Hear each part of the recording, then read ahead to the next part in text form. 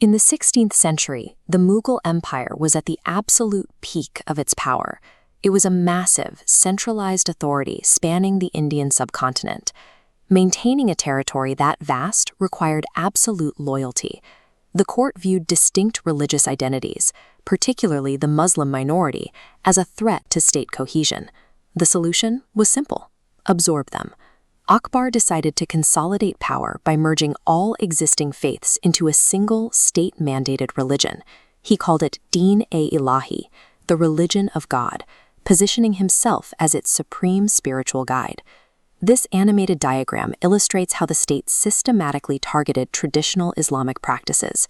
The court issued decrees that directly contradicted established religious laws. They banned the slaughter of cows to appease other political factions. More aggressively, they mandated zaminbos, forcing subjects to physically prostrate themselves before the emperor, an act strictly reserved for God in Islamic theology. The state then moved to alter the very foundation of the faith. The Kalima, the core declaration of Islamic belief, was officially rewritten.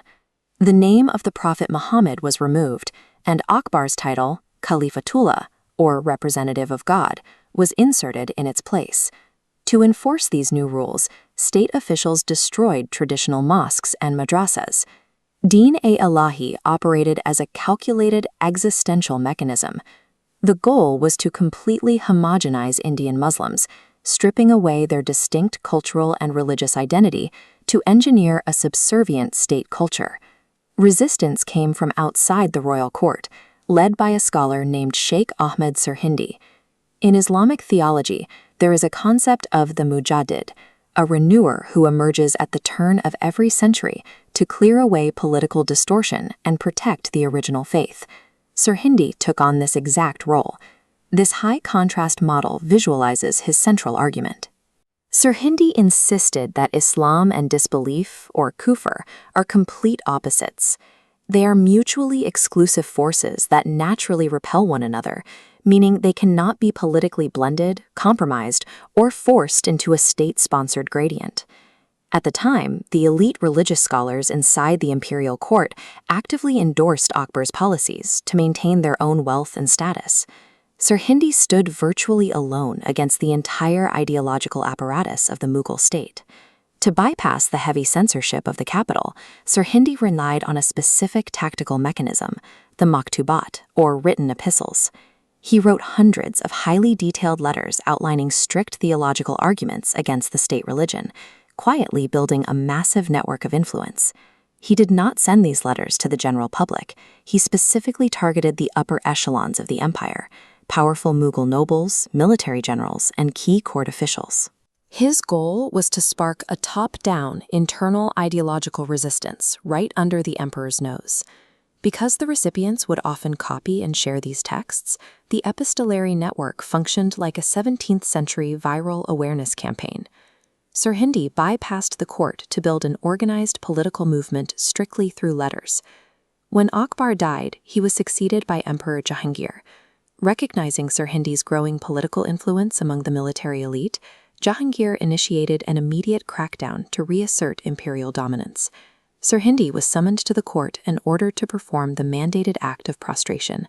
He flatly refused to bow to the emperor. As a direct result, he was stripped of his freedom and locked away inside the harsh, unforgiving stone walls of the Gwalior fort.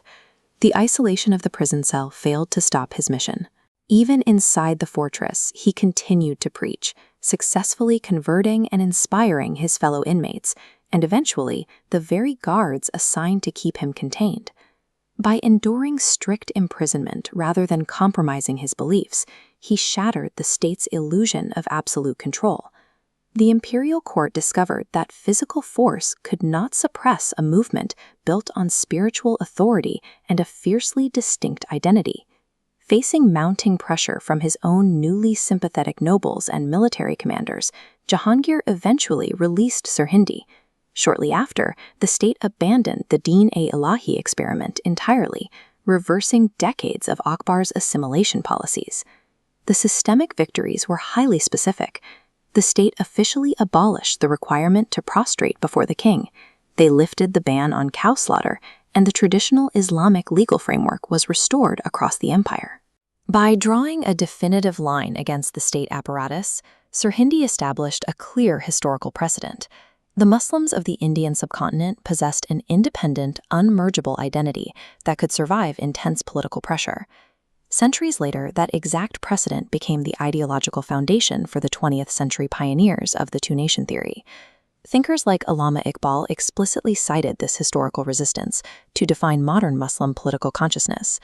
Muhammad Ali Jinnah and the leaders of the Muslim League utilized this same framework to argue that Indian Muslims were not a minority demographic, but a distinct nation requiring a separate sovereign political state to protect their laws and culture. In 1947, that argument culminated in the creation of Pakistan. The ideological boundary defended in the Mughal courts physically manifested into a protected geopolitical border. The modern map of South Asia traces its roots directly back to a single scholar.